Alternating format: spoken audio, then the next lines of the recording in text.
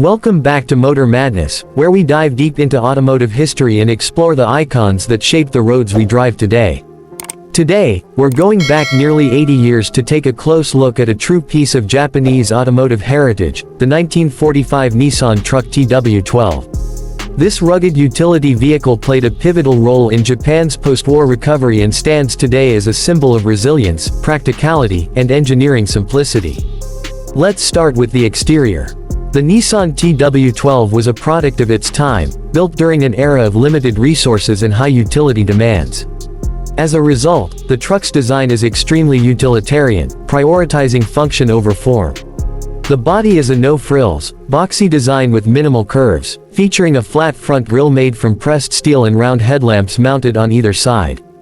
The fenders are separate from the main body and have that classic pre-1950s industrial look. The wheels are steel, with rugged tires made to handle both paved roads and rougher terrain, which was crucial during Japan's rebuilding period. The overall stance is upright and purposeful, sitting on a ladder frame chassis that gives it a strong, durable base. There's a simplicity to its construction that reflects the era, and that same simplicity is what makes the TW12 such a charming historical piece today. Moving to the interior, you'll find a cabin that continues the theme of austerity. The TW12 was not built with comfort in mind, it was built to work. Inside, the cabin is very minimalistic, featuring a metal dashboard with a basic instrument cluster.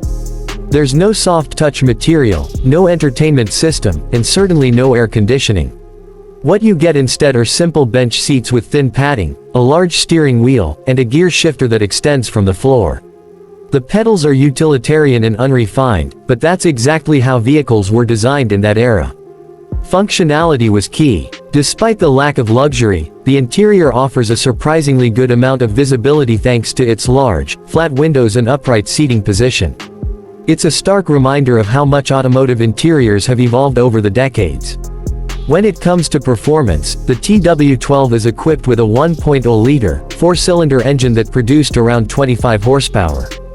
That might not sound like much, and by modern standards, it's modest at best, but for its time, this was a capable workhorse. The engine was mated to a 4-speed manual transmission that sent power to the rear wheels. It wasn't built for speed, with a top speed of just around 60 km per hour or 37 miles per hour, but it was reliable, easy to fix, and could haul light cargo through difficult terrain.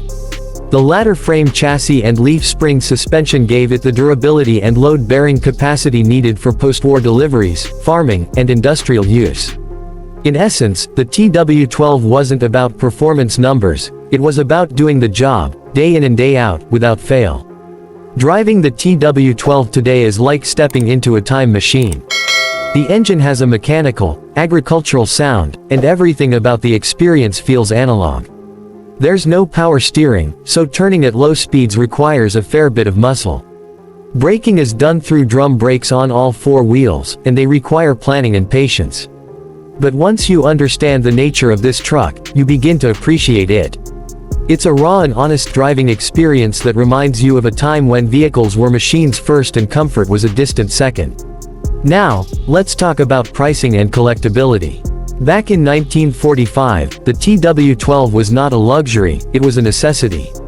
It was priced accordingly, though exact historical prices vary due to currency instability during the immediate post-war years. However, in today's collector market, finding a TW12 in good, original condition is incredibly rare. Very few have survived due to the harsh working conditions they were put through and the general scarcity of parts over the decades. When one does come up for sale, it can fetch anywhere from $25,000 to $50,000 depending on condition, originality, and provenance. Restored versions may go for more, especially if they retain period-correct features and finishes. For enthusiasts and collectors of Japanese automotive history, the TW12 is a crown jewel, not because of its speed or luxury, but because of what it represents. The 1945 Nissan TW12 is more than just a truck, it's a historical artifact. It tells the story of a nation rebuilding, of a company that would go on to become one of the world's largest automakers, and of a vehicle that did what it was meant to do without flair or fuss. It's a reminder of the roots from which modern engineering evolved, and for anyone passionate about the heritage of Japanese motoring, it holds a special place. Thanks for joining us on this trip down memory lane here on Motor Madness. If you enjoyed this deep dive into classic automotive history, don't forget to like, subscribe, and hit the bell icon so you won't miss our next classic review. Until next time, keep your engines running and your passion alive.